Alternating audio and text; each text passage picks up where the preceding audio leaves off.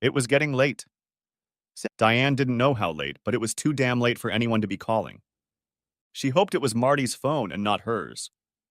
Either way, she just covered her face with a pillow and gave thanks when the ringing stopped after the fifth. And she was just getting comfortable when the ringing sounded again. "Damn it!" she shouted, opening her eyes again. "Martin, answer your damn!" The words were suddenly cut short as she realized her husband wasn't beside her in bed. She glanced at the clock, 3:37, picked up her phone from the nightstand, and wondered why her husband wasn't in bed. After all, he had been there when they went to bed hours ago. "Yes, hello," she muttered into the receiver. "Is this Diana Miller?" Yes, it's her. Who is this?" "Are you Martin Miller's wife?" "Yes, for God's sake, yes. Who is this?" "Mrs. Miller, this is the emergency room at North City Medical Center. Your husband was brought in about an hour ago, and we still have your contact information from an incident a year ago. He was in a car accident. Could you come over right away?" "Oh my God, is he okay?" "No." "I'm not at liberty to discuss his condition over the phone, ma'am. Would you please come over?" "Yes, of course. I'll be there as soon as I can." She ran upstairs where her daughter slept. Dallas, named after the city in which she was conceived, attended the local university but lived at home to save money. During her freshman year, she liked living in the dorms, but during her sophomore year, she decided that living near campus would not be conducive to her studies. "Dal, wake up!" Nothing. "Dally, wake up!" This time, she was lightly nudged in the shoulder. Still nothing. "Dallas, wake up!" Dallas sat up straight in bed and tried to focus her blurred eyes. There was a light on in the room. It was a short night. "Dallas, your father was in an accident. He's in the emergency room. You need to get dressed. We need to go." Once dressed, both women drove to the hospital as fast as they thought was safe. Dallas began inundating her mother with questions about what had happened, but Diane couldn't give any more information than she had already told her. It seemed like an eternity to them, but given the lack of traffic at this time of night and morning, the drive only took about 10 minutes. There was an empty space near the entrance, and Diana had parked the car at a slight angle, but it didn't bother her in the slightest as they jumped out of the car and headed inside. They were led to Martin's room in the emergency room, and they were shocked at his condition. He was well bandaged and clearly unconscious. They were given forms to fill out. Grief doesn't exempt you from paperwork. Dallas moved her chair to be closer to her father. They stayed there for about an hour before a man and woman in police uniforms entered the room. "Good evening, ma'am. I'm Officer Gail Stanton, and this is my partner, Robert Hansen. We were first on the scene of your husband's accident. Any word on his well-being?" "No one has told us anything, officer," Diane replied. "Oh, this is my daughter, Dallas. We need to ask you some questions. I realize the timing isn't right, but it's best to do it as soon as possible." "Of course." "Do you know what your husband was doing at this time of night?" "That's the thing. He was home, and we went to bed together around 10 p.m. I didn't even know he wasn't home until the hospital called." "Ma'am," Officer Stanton turned to Dallas. "Can you confirm that?" "Actually, I can. We were watching a movie on TV that ended at 10, and then we all went to bed. I saw Dad go into Mom's bedroom." "What movie?" the officer asked. "Something with Keanu Reeves in it. Some kind of action movie. Dad picked it out. It was his turn." "Did you have any particular problems? Financial problems, maybe? Or marital ones?" "Nothing that all married couples don't face. No special problems, no. I just don't understand why he went out without my knowledge. Were the people in the other car hurt?" "That's just the thing, Mrs. Miller. It was a one-car accident. According to both witnesses, your husband's car was driving normally and then accelerated rather suddenly and slammed right into the big oak tree that stands on the corner of Highway 121 and 288. There were no skid marks, and no one remembers seeing any brake lights." Diane and Dallas looked at the officers when it came to them what they were implying. "Are you implying that my husband did this on purpose? That he tried to kill himself?" "We have yet to inspect the car for possible mechanical problems. And of course, we'll need to talk to your husband when he wakes up. But we are considering that possibility as well. Are you sure there were no problems that you can think of? Officers, I love my husband very much, and we have a wonderful marriage. No, I don't see any problems. I'm sure he just lost control of himself or dozed off. It was very late. I'm sure there are reasonable. Diana burst into tears and couldn't finish the sentence. Officer Stanton put one of her cards on the table, asking them to call if they remembered anything else, and walked out of the hospital. Dallas closed the door to Martin's room for privacy. You didn't tell them. No, Dallas, I didn't, Mom replied as her tears subsided. It's none of their business and has nothing to do with it. Your father was fine with it. If he was, he'll say something when they talk to him. Then we'll cross that bridge. The next few days passed slowly for everyone. Martin was still unconscious. He had been admitted to the hospital, and Diana and Dallas spent as much time there as they could. They were often there together, but made sure he was never alone. Fortunately, Diane knew Martin's boss and had called him to let him know what had happened and that he would be away from work. She carefully avoided saying anything that might lead anyone to think that it might have been an attempt on his own life. The accident had occurred on Saturday night, and on Wednesday morning Martin began to regain consciousness. By noon, his eyes were open, although because of all the medical equipment, he could not do much more than look around. Diane was nearby and noticed this, walking over to his bedside and reassuring him that everything was going to be okay. A few seconds later, a nurse entered the room hurriedly, something on the monitors alerting her that the patient was awake. Diana returned to her seat to give the nurse a chance to do her job. Soon another medical staff entered the room to check on Martin's condition. Taking advantage of the opportunity, Diane went outside and called Dallas to let him know that her father was awake. Dallas didn't answer, so she left a voicemail. Soon most of the medical paraphernalia was removed. Martin's left arm was broken, but he was right-handed and didn't expect it to hinder him much. His throat was sore from the tube, so he was given a whiteboard so he could communicate. The nurse read the message and asked if he was sure. Martin nodded his head. The nurse quickly went out into the hallway as the tests continued. Mrs. Miller, I need to inform you that your husband has asked that you not be allowed in his room, and your daughter as well. What? He's my husband. I have a right to be with him. I'm sorry, Mrs. Miller, but the patient's wishes come first. Let me just talk to him and we'll work it out. Diana tried to step around the nurse but was never able to get any closer, so she resorted to yelling. Martin, Martin, Martin, please talk to me. What's going on? Martin, Martin! Mrs. Miller, please stop yelling. You're disturbing our other patients. You can wait outside the room if you want, but if we catch you trying to enter the room or making a ruckus, we will escort you out of the building. Do I understand? Yes, you're free to go, replied Diana, who had no choice but to do otherwise. 45 minutes later, Dallas finally made it to the hospital. She found her mother sitting in a chair at the entrance to the room. Mom, why are you here? Your father forbade us from being in the room. Both of us. I mean, I understand why he forbade you, but why me? What the hell does that mean? And why did it take you so long to get here? I had just woken up when Bradley came by to see how I was doing. We kind of...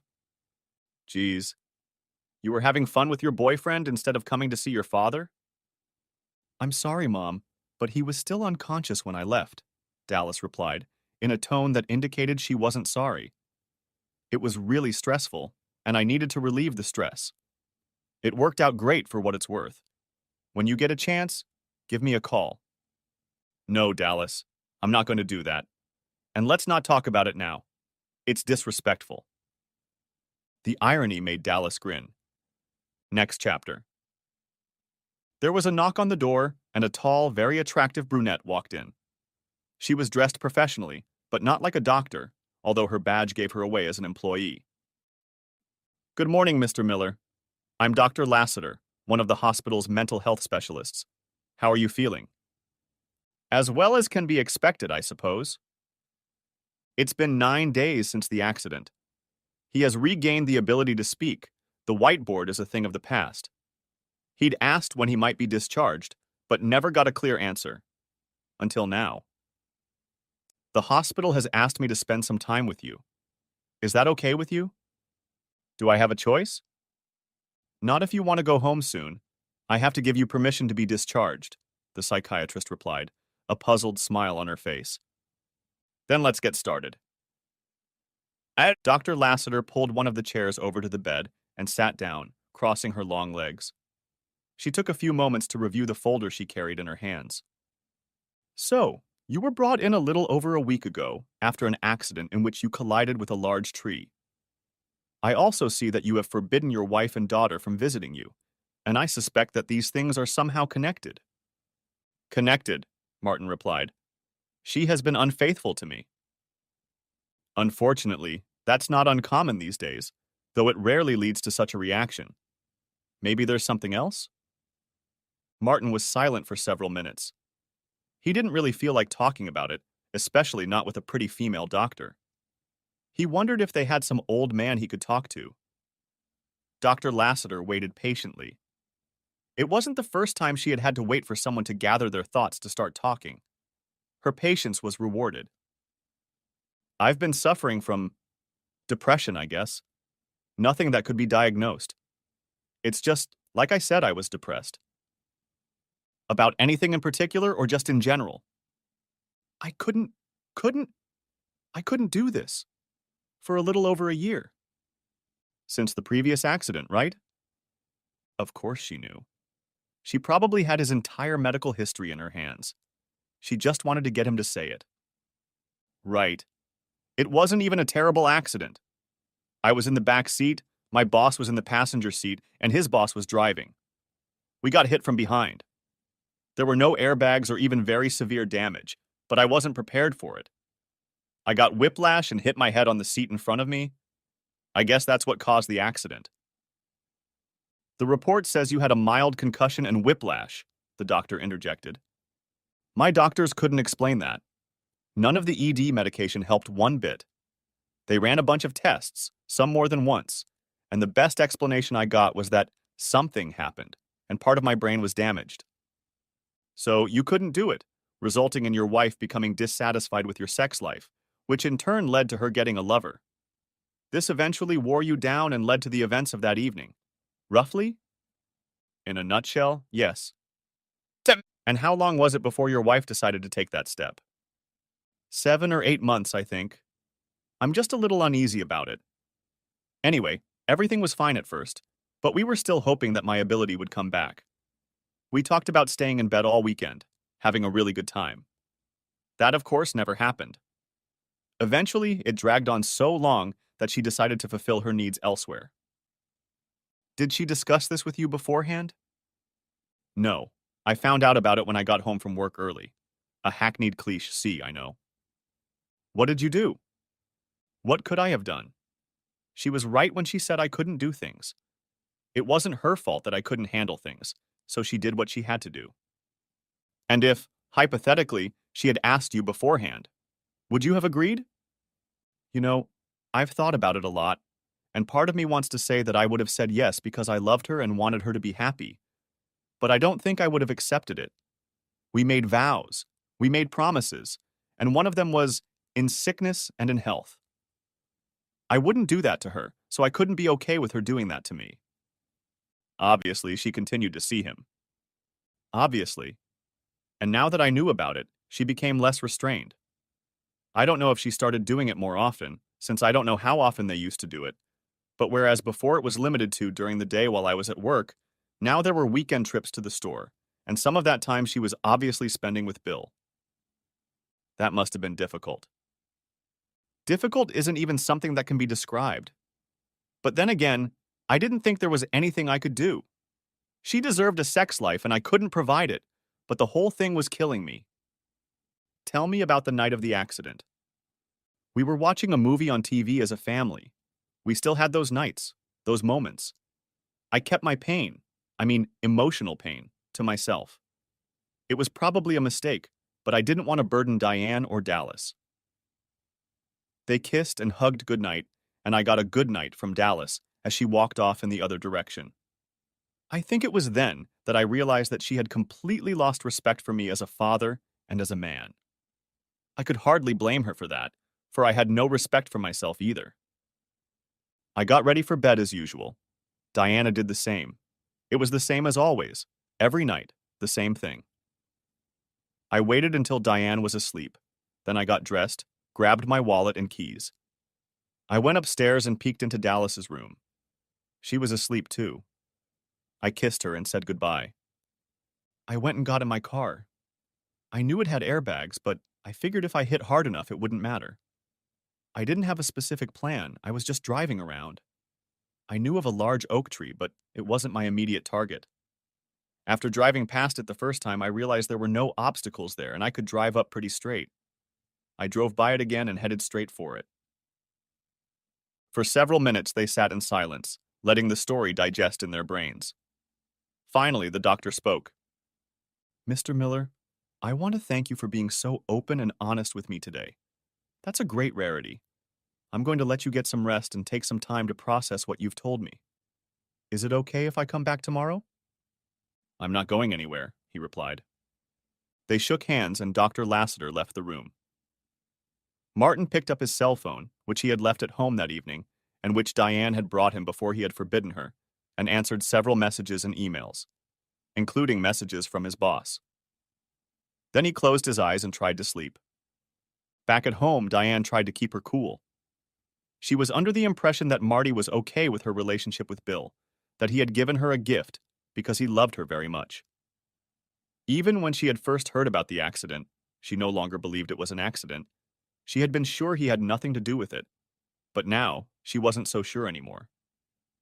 She suspected that the police had spoken to her husband, but she hoped he hadn't said anything about her relationship with Bill. The police never contacted her again, technically not considered a crime. Case closed. Still, he never really objected, did he? If he had, she didn't remember it.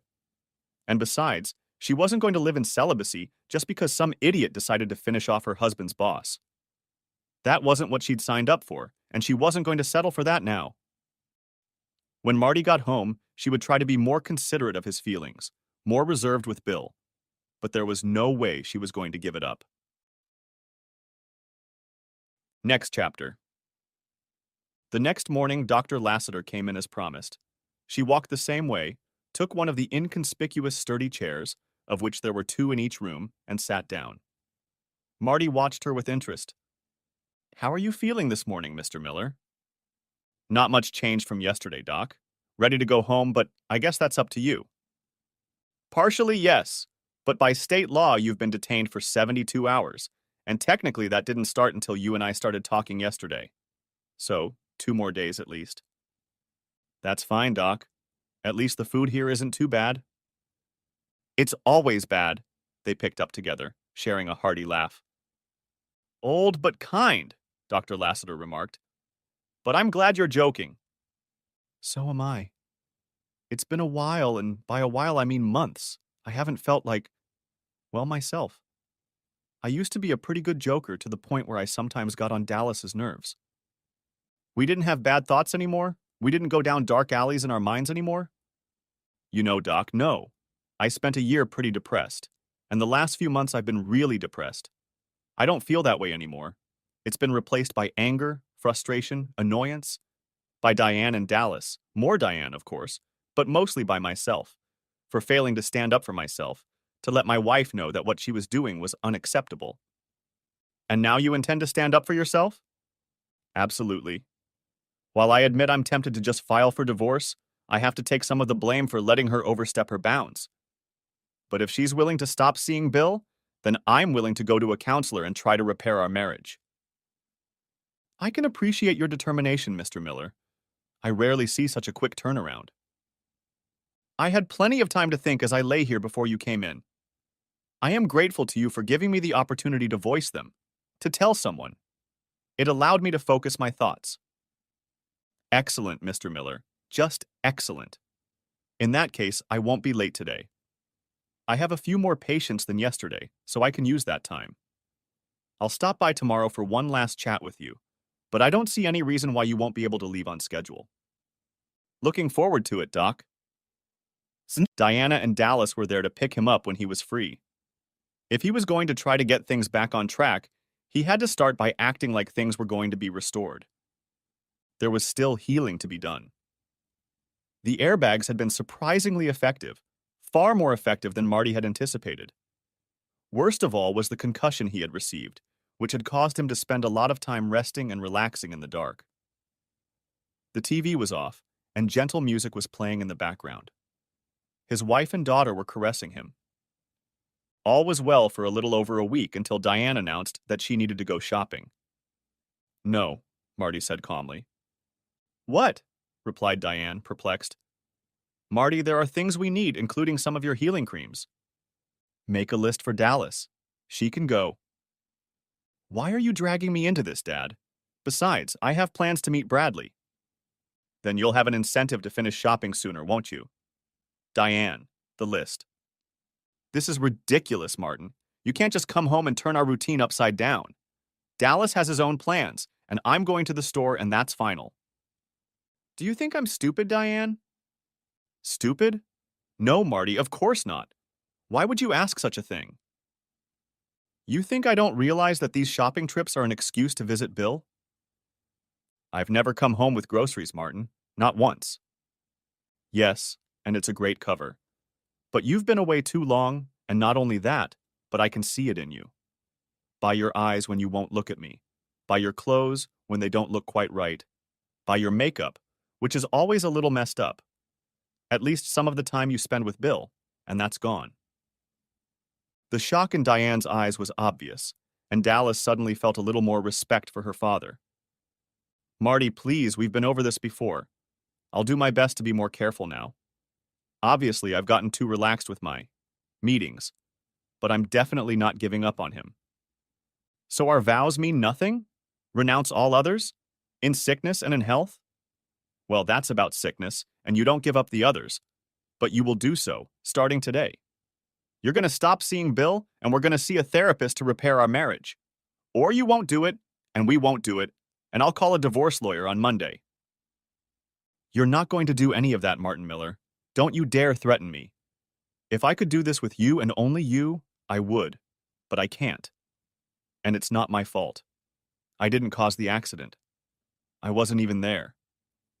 Suddenly, because I had nothing to do with it, my sex life is gone, and I'm supposed to just accept it? It's not going to work. So I'm going shopping, I'm going to Bill's, and I'm going to get my needs met. If you want to talk more about this tonight, we can do that. But don't you dare think you can dictate to me what I can and can't do." Without waiting for another word from her husband, Diana walked out the door, closing it with a clatter. The silence was deafening. Father and daughter looked at each other, and then Marty retired to his bedroom. For the first time in her life, Dallas Miller worried about the future of her family, her parents' marriage. Her father had never stood up to her mother, but nothing so serious had ever come between them. But deciding that it was between them and there was nothing she could do about it, she cleaned herself up and went to meet Bradley. Next chapter. "Damn it, Dal, what's the matter?" asked Bradley disappointedly. "I'm sorry, Bradley. I'm just worried about my folks and I can't stay in this mood." "Come on, baby, let's have some fun. It'll take your mind off them."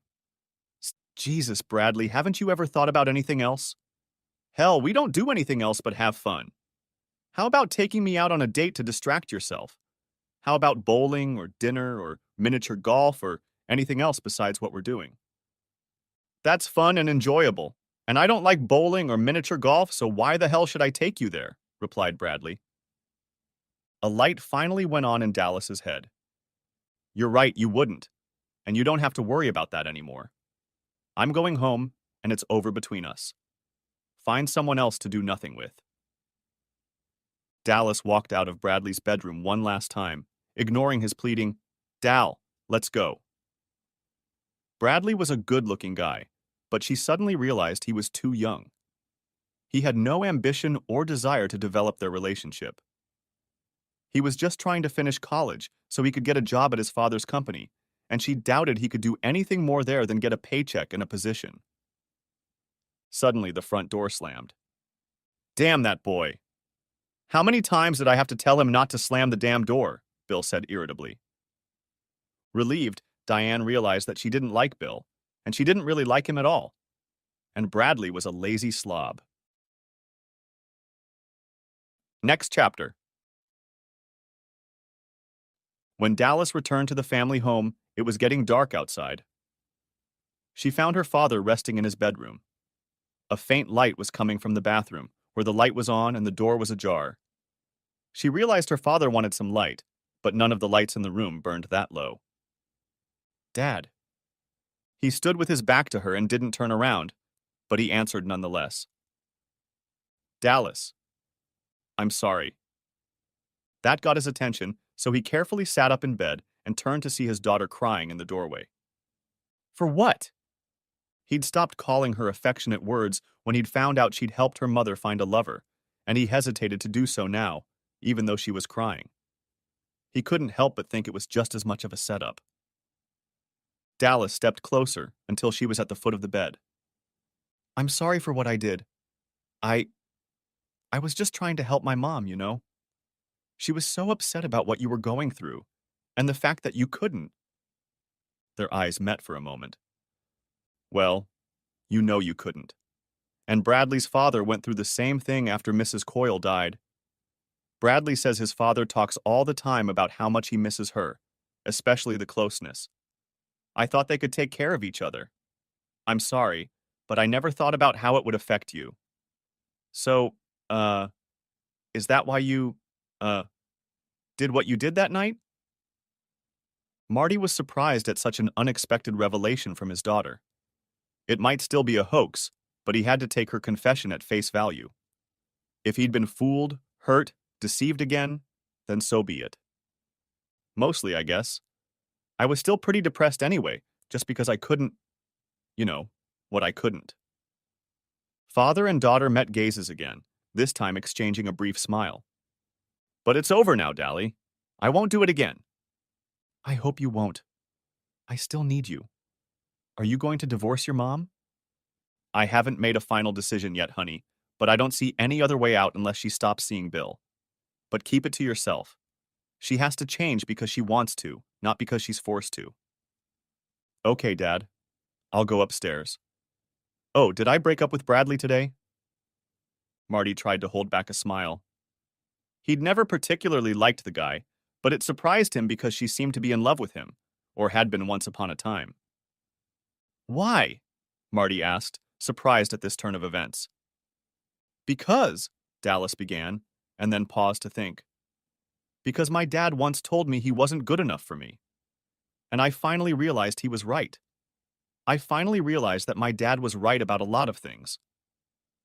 A smile appeared on Marty's lips as he realized that his girl had grown up a lot today. Dallas walked over to her father and hugged him, realizing that it was the first hug they'd had in a long time. Finally, they pulled away, smiled at each other, and Marty watched Dallas silently leave the room and go upstairs. No sooner had his daughter's bedroom door closed than Marty heard the chirp of Diane remotely locking her car. The good feelings that had just filled him with joy vanished in an instant. He lay down again and closed his eyes. A moment later, Diane walked into the bedroom.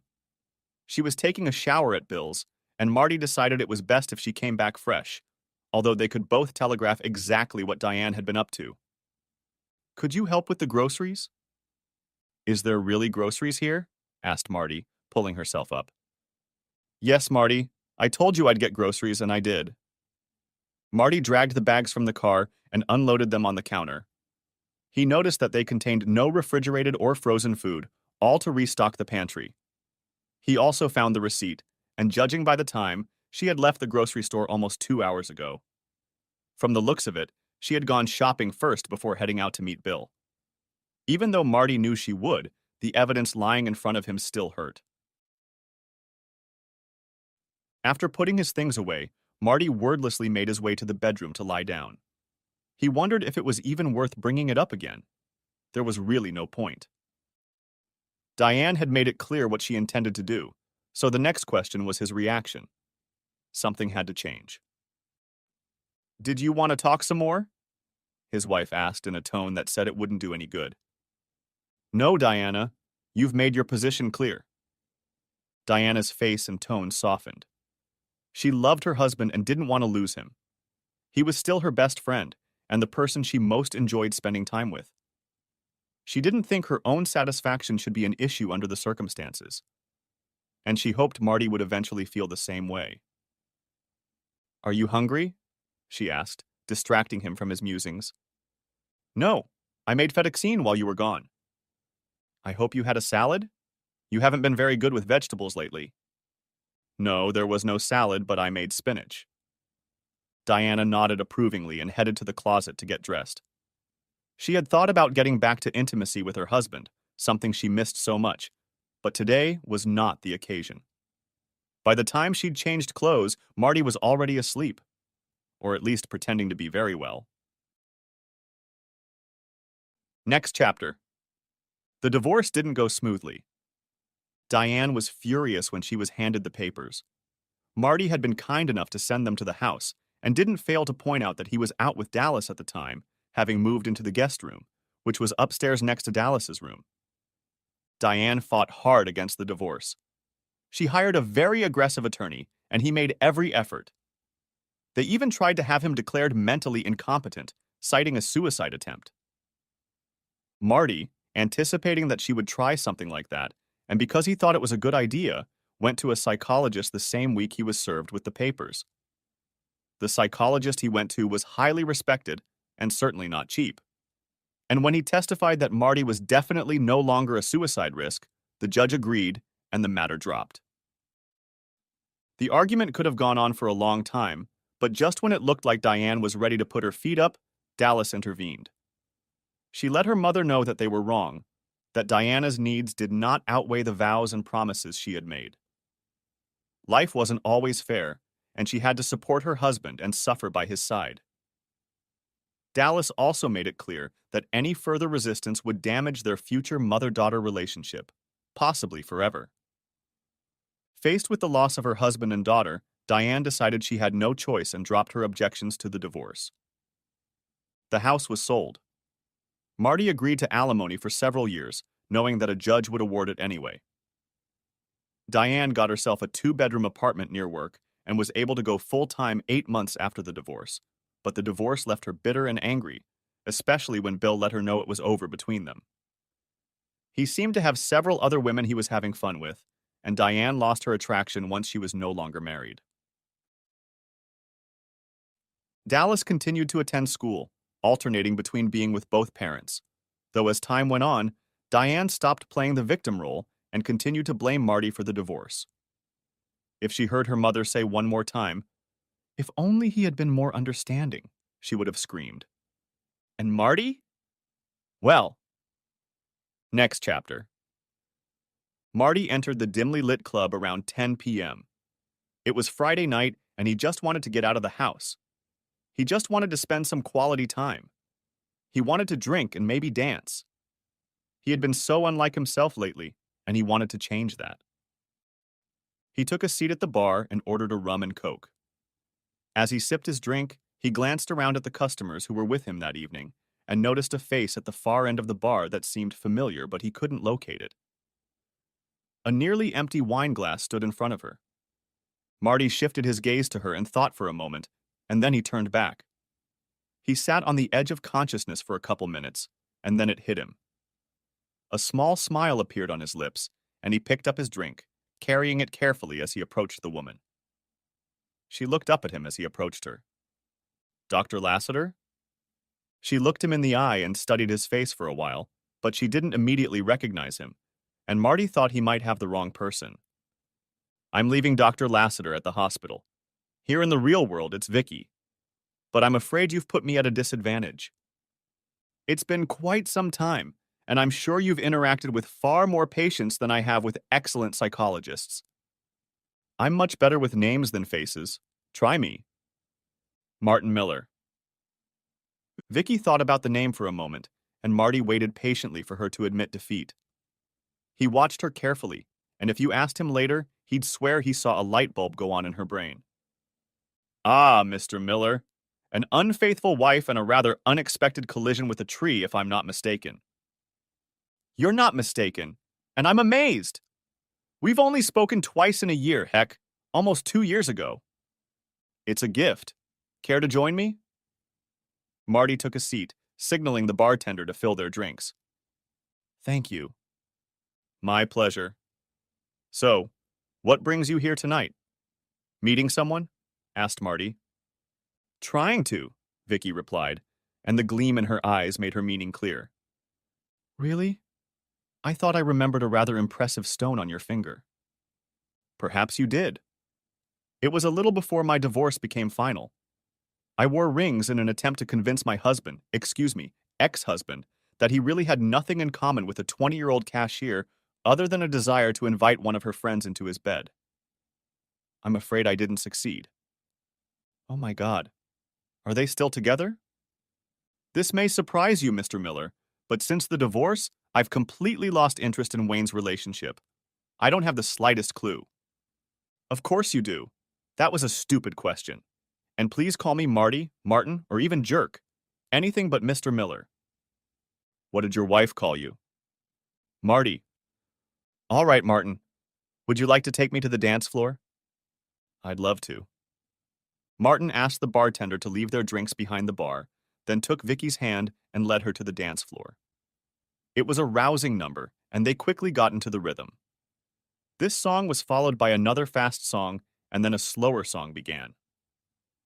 All the while they stayed on the floor, and on the slow song they pulled themselves to each other.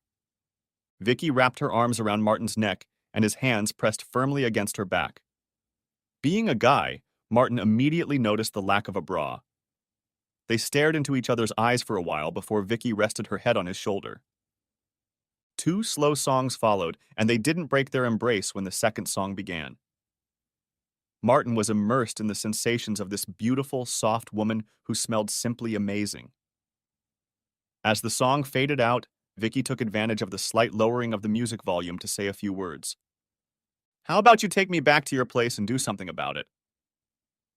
Martin took her hand and walked back to the bar, paying the bill and informing the bartender that they didn't need any more drinks. He didn't look surprised. She took an Uber to the club, they got into his car, and Martin started the drive back to the apartment he'd bought. It was small, but he appreciated that he no longer had to tend to the lawn. Vicky, maybe I'm asking a little late, but how much have you had to drink? It was my first glass of wine on the bar when you came over. Why? Because I don't take advantage of drunk women. Don't worry, Martin. And they pulled into the underground parking garage and took the elevator to his floor. As soon as the door closed, Vicky immediately said, "Then show me to your bedroom." An hour later, they were about to fall asleep, but Martin had one more question. Vicky? Do you think you're ready for another serious relationship? There was a long pause, and Martin was afraid he had made a mistake and scared her. He half expected her to get out of bed and ask for a ride home. There was no doubt in her attractiveness to him, and not just in her physical beauty. She was intelligent, and he enjoyed her company. Of course, it wasn't love yet, but she was the first woman he'd met since his divorce that he'd even considered. Why don't we talk about it in the morning? Sure. Good night, Vicky. Good night, Martin. Next chapter. Vicky woke up before Martin did. He seemed calm, so she just let him sleep. She showered and then went to the kitchen to see what she could make for breakfast. Martin's question before bed caught her off guard. Not that she wasn't attracted to him, but she was really focused on having a good time. She had been telling herself for months that she didn't need a man in her life, and to some extent that was true. She had a good job and wonderful friends, so she didn't need a man. But to be completely honest with herself, she did want one. But would a decent guy even want her after she told him the truth? Martin was awakened by the smell of something cooking. He rushed into the kitchen and found her. I was going to take you out for breakfast. It's too late. You can take me out to lunch. Go take a shower and breakfast will be ready. 10 minutes later, Martin returned to Vicky in the kitchen just as she was arranging the plates on the table. There was an omelet, a few slices of sausage, and a piece of buttered toast. I didn't realize I had sausage in there, she said. It was stashed in the freezer. I hope it's still good. Martin took a bite from one of the slices and said it tasted quite all right. Breakfast itself went relatively smoothly, and Martin took on the task of cleaning up the kitchen as Vicky had done him the courtesy of preparing the food. They chatted about nothing while everything was being prepared, and as the last plate was put away in the dishwasher, he turned to Vicky. Are you ready to talk? Ready as I've ever been. All right. Look, Vicky, I don't want to put you on the spot or pry into your business. If you're not interested in anything but fun, then so be it. You don't owe me anything. I know that. It's just that I need to tell you something, and why don't we do it in the bedroom? I'll be more comfortable there. They held hands and went into the bedroom. They sat on the bed facing each other. Martin, I know we only met last night, at least as people in the real world. I think you're a great guy and I'm definitely attracted to you, but there's something I need to tell you. I told you that my husband left me for a 20-year-old, and it's true. But that wasn't the whole story. The main reason he left me was because I couldn't have children. He wanted a family and was looking for someone to give him one. He didn't want to adopt. The fact that he didn't have children of his own, he saw as some sort of failure, and I was the reason. And no, I have no idea how he behaved after the divorce. I'm a guy in his 40s with a grown daughter. I wouldn't mind kids, but that's no reason to divorce. I'm glad to hear that. Another thing I want you to know, well, at least I want to be honest, is that I'm not too proud. After my divorce was finalized, I wasn't feeling my best. I was getting old and had just lost my husband to a woman almost half my age. I'm 37 in case you were wondering. I was wondering, but there was no way I would have asked. They both chuckled slightly. I also felt, well, inferior is probably the most appropriate word. Truth be told, I didn't feel like a woman at all. How can you be a woman and not have children? I know what you're thinking, but that's how I felt at the time. So I decided to prove that I was a woman, and if I couldn't be a woman by having children, then I was going to be a woman by satisfying men. Many of them, and mostly anonymously. I called myself Angela and wouldn't stop going home with someone when I wanted to. This went on for a few months until I realized it was self-destructive behavior and started seeing a therapist. But even then I continued to do it, though less frequently, until I finally reached a point in my life where I could stop. Isn't that what you were doing last night? Asked Martin cautiously. He wasn't judging her or wanting her to think that, but there was no doubting that she had been a cougar on the hunt last night. Yes, it was. I still have feminine needs, and I still go out occasionally to fulfill them. But whereas before I usually went out with whoever asked me out first, now I'm selective. There have been many nights when I've gone home alone and, taken care of myself. I suppose I should be glad I passed the test. You passed, Martin. You passed. I've really enjoyed spending time with you, and in answer to your question, I'd love to get to know you some more, but I'd like to be honest about what I've been through. I got tested and didn't get infected with anything, which was incredible luck. I don't need birth control, but I can provide a note from my doctor if you need proof. If you'd like to try it, I'd like us both to be tested and agree to an exclusive relationship. For several minutes, Martin sat in silence. Vicky waited patiently, but worried whether she had given him cause for concern about a possible relationship. Finally, he seemed ready to respond. Vicky, thank you for your honesty. I know it must have been very difficult. I think I owe you the same. Our experiences are not entirely different. After my divorce, I was glad I got through it, but I still felt depressed about my inability to perform. I had no idea how I was going to find a woman, and I was facing the prospect of living all alone. I had my own therapist, and he pointed out that as women age, many women lose interest in having fun. But I still felt like I would have to find a much older woman or wait a few years. When things seemed to be back to normal, I still wasn't at my best. And just like you felt like you needed to prove you were a woman, I felt like I needed to prove I was a man. I myself did a lot of walking the streets looking for women to bed, proving, at least in my mind, what a stud I was. I wasn't any more selective than you are. Some women were, Well, let's just say I rode a few city bikes and slept with a lot of them. It went on for a while, and I wasn't as lucky as you. I was woken up by gonorrhea. I also had to confess to my doctor that I had no idea what my partner's names were. We cleared the air, and I began to focus on my behavior during therapy. Next chapter. The almost inevitable confrontation with Diane occurred after Martin and Vicky had been dating for about 3 months. Their relationship was very strong, and Vicky and Dallas were getting along just fine. They still had their own place, but they spent every night together, and it looked like they were going to get married. They went to a club geared towards a more mature crowd. Music was played by a DJ, and interior walls separated the dance floor from the tables, allowing for conversation. Martin and Vicky enjoyed their drinks and chatted about this and that. The evening was going well, so Vicky was puzzled when Martin's smile suddenly disappeared and his eyes looked somewhere past her. She followed his gaze. Martin and Diana saw each other at almost the same time. While Martin's face remained neutral, a grin appeared on Diana's face as she made her way to the table. Even so long after the divorce, Diana had not stopped feeling bitter. She still believed she had done nothing wrong, except that she hadn't been discreet enough. But having her needs met by another man when her husband wasn't up to the task was definitely not on the list of wrong things to do. So when she approached the table, it wasn't her intention to be polite. "Marty, it's so good to see you," Diana said in a voice in which sarcasm was clearly audible. "Diane, Vicky, this is my ex-wife, Diane." "Diane, this is Vicky," Martin said, though he would have preferred not to. "It's nice to meet you, Diana. I've heard a lot about you." "Really?" "And I've heard absolutely nothing about you," Diana replied bitterly. "We're divorced, Diana. Have been for over a year now. My life is no longer your concern.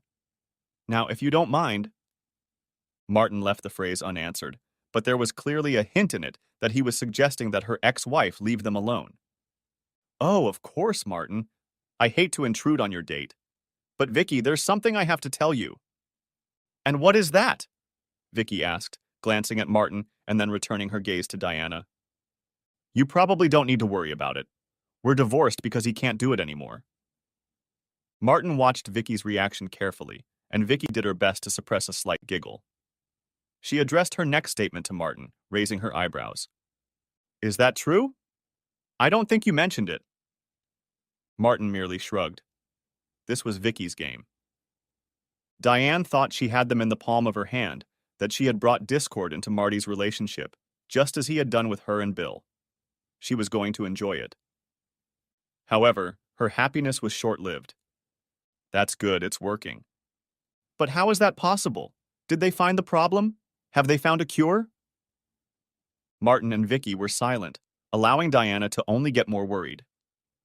"Come on, Marty. This problem ruined my marriage. I think I deserve to at least know what was wrong." The smile disappeared from Martin's face. "First of all, Diane, it was your antics that ended our marriage, not my condition. I admit it made things difficult, but you made the choice, not me. Second, you don't deserve a damn thing. We're divorced, and my business is my business alone. Come on, Marty. You can blame my choices all you want, and I can't say you're wrong, but I wouldn't have made those choices if everything was okay." "Okay, Diane. The doctors kept running tests, but they have no idea why he started working again. It just started working. They think the problem from the first accident just takes time to fix. If you had stayed sick with me, as our vows stated, and been patient, we'd still be married." Diana opened her mouth, trying to find something to say. This information shocked her. Martin had already considered pleading guilty to the tree incident, but thought that Diana would claim some sort of credit. She could claim that she was the one who made him regain his ability to function by encouraging him to hit the tree with his cheating, and that he somehow owed her. Best not to go down that path. I can't believe it. God must really hate me." "He just wants to be like everyone else," Martin muttered. "What was that?" asked Diana, flashing her eyes. "Nothing. Nothing at all. Now you know." Would you mind leaving us for the rest of our evening? Diana stood pensive for about 30 seconds, then looked Martin in the eye. You're right, Marty. I'm really sorry. I was wrong to do what I did. I was short-sighted and selfish. I should have been stronger. I ruined a good marriage. I'm sorry. Diana turned and left not only their table, but the club itself. Martin and Vicky watched her until she was out of sight, and they actually felt sorry for her. Martin then turned to Vicky again. Let's dance, my love. Epilogue. Martin and Vicky were married 6 months after the altercation with Diana at the club, and little Ella was born about 9 months later. Wait a minute, you thought. Vicky can't have kids. Well, she can't. Let me explain. Martin and Vicky had only been married for a few months when Martin heard the words every man dreads. We need to talk. One Sunday morning, they were sitting around the table at breakfast. Vicky's schedule was to make breakfast every Saturday, and Martin did the same on Sundays. Martin had noticed that Vicky had seemed preoccupied and distracted the last couple days, so when she placed a newspaper article in front of him in the middle of breakfast, he wasn't too surprised. What's this, sweetheart? Read it, please. Martin flipped through the article. It said that a guy named Wayne Jessup had been killed by police officers when they responded to a domestic disturbance call. The article was dated about a month earlier and gave some details about the scandalous relationship between the deceased and his much younger girlfriend, who had a 3-month-old baby. It was a tragic story, but it meant nothing to Martin. Okay, I've read it. So? Honey, Wayne Jessup is my ex-husband. Martin realized they'd never really talked about him, except for that short story about why he'd left Vicky for a cashier or something. Wow. Are you okay? How are you feeling? I was in shock, of course. He was never violent when we were together, so it didn't make any sense. And I felt really bad that this young girl had to go through something like that. I agree. But what does it have to do with us? I didn't feel responsible, but I felt, I don't know, involved, I guess. Like I should do something to help. Okay, Martin replied, wondering where this was going. You know, the paper sometimes calls on me for research or statistics or whatever, for articles they're working on. So I did a small favor and asked them to contact her on my behalf. As a person and ex-wife, not as a mental health professional. I asked them to tell her that I was Wayne's ex-wife and that I'd be happy to help her, and they gave her my contact information. I assume she called, got in touch with him somehow. Yes, she called. I've talked to her on the phone and even in person a couple times over the last few weeks. And you're only telling me this now? I'm sorry, babe. The first time I met with her in secret because it seemed like the best choice at the time. After that, I felt like I was betraying her trust. So I treated it as a professional matter. I knew I would eventually tell you, and here we are. Okay, what do you need to tell me? I assume this is the girl he left you for. Actually, no. That girl's name was Amy, and she dumped Wayne because he was pressuring her to have a baby, and apparently she didn't want one for a few more years, if at all. The Carly I've been in contact with is the other girl. Okay, so you've been talking to her. Wayne started pushing her too. She wasn't sure she wanted kids either, but she liked the idea of starting a family and thought he really loved her, so she agreed. But as soon as the baby was born, he started being rude and abusive to her. First verbally and then physically. A few times she let it pass, thinking it was just the stress of having a baby, but the last time it got really bad, and she called the police. She figured they'd take him to jail to calm him down and they'd talk the next day. Obviously, that's not what happened. When he found out she had called the police, he started screaming and swearing and pulled a gun out of the dresser. She says she didn't even know he had a gun and hid in the baby's room thinking he was going to use it against her. The cops showed up a couple minutes later, and he went outside to confront them. Carly was still hidden, but could hear everything perfectly. Wayne started telling them to get off his property, that everything was fine, and they had no right to be there. They were trying to talk him out of it when he apparently pulled out a gun because Carly suddenly heard them yelling at him to drop it. Soon she heard gunshots. Carly lay low, not realizing what was going on. She came out when police officers started searching the house and calling for her. No one said anything to her, but she saw a body covered with a sheet outside the door and realized it must be Wayne. How traumatizing that must have been for her. I'm sure she still had feelings for him, and it was very scary to relive that. That's what she said. According to the report, Wayne shot at something and even hit one of the police cars. They returned fire, and that was the end of it. A tragedy. Just tragic, Martin said, not knowing what else to say. How's Carly now? She's fine. She's going to counseling. Not to me since I'm too close, but I referred her to someone. I think she'll be fine. They sat in silence for a couple minutes, mostly just silently contemplating the tragedy that had played out. Martin, there's something else. Somehow I'm not surprised. The thing is, Carly doesn't really want to be a mother. At least not yet. But she's afraid to just hand the baby over to the system. Babies get adopted very quickly, Vicky. She won't be there for long. We both know that, but... Okay, I'm just going to say it. Carly wants me, I mean us, to adopt a baby. Of course I told her I'd have to talk to you about it. But Martin, God, I want this baby so badly. Martin was shocked. He had never expected to be a father again, both because of his age and Vicky's inability to have children. And here was another child, and an infant, possibly ending up on his lap. Vicky filled the silence. I spoke to one of the social workers and a lawyer at the hospital.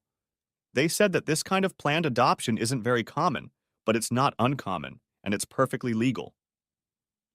Did you talk to other people about it before you talked to me?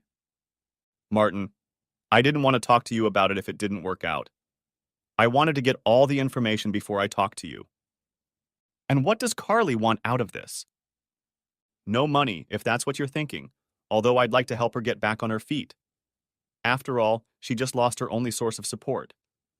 All she wants is to stay in business. If not exactly in Ella's life as Aunt Carly, then at least pictures and news as she grows up. Martin was silent for a long time, going over all of this in his head. He understood every step Vicky had taken along the way, who she'd socialized with, and how she'd worked things out. He just wished he could go through it all with her, support her along the way. How about committing to another 18 years? By the time Ella graduated high school, he'd be in his 60s. Would he have the strength for that? The patience? Even as he asked himself these questions, he knew he would never deny Vicky what she wanted so badly. Martin, talk to me, please. Martin looked into his wife's big, beautiful, deep brown eyes. So, what is the next step in her adoption? That's how Ella became a member of our family. Of course, it wasn't instantaneous. There was a lot of bureaucracy to go through, but eventually the adoption was finalized, and they became a family of 3. 4, if you counted Dallas, who adored her new baby sister. Martin and Vicky helped Carly get a certificate at the local technical college, and she got a job at a dental office. She has started dating a young man who was a patient of hers, and it looks like it may be serious. They see each other a few times a year, and Vicky sends pictures in the meantime. Martin and Vicky are still happy and have no plans to have other children. Vicky is able to take Ella to the hospital daycare when she works and checks in on her several times a day. And Martin somehow finds a way to visit his wife and daughter several times a week.